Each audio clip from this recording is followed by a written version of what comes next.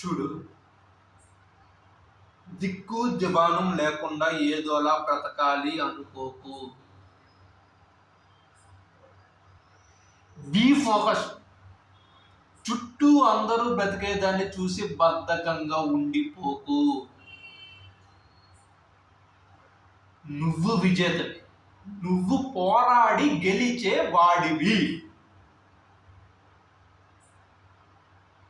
నీ జీవితంపై నీ పోరాటాన్ని ప్రదర్శించు. నీ పోరాటం ఎలా ఉండాలి అంటే, నీ నుదిటి నుండి చిందిపడే స్వార్థం కూడా గర్వపడాలి.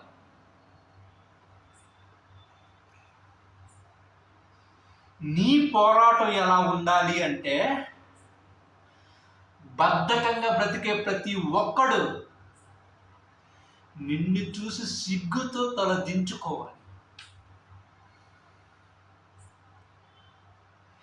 నీ పోరాటం ఎలా ఉండాలంటే, సమస్త విశ్వం నీ పాదాక్రాంతం అవ్వాలి.